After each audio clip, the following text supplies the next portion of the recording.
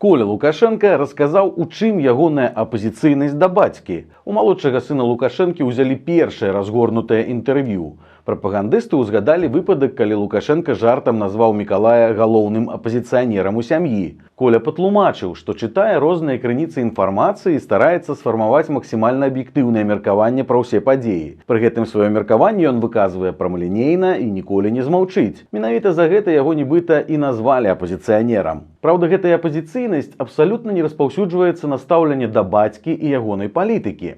Я не магу быць апазіцыянерам у адносінах да дзяржавы, да кіраўніка нашай дзяржавы, таму што я яго абсалютная копія.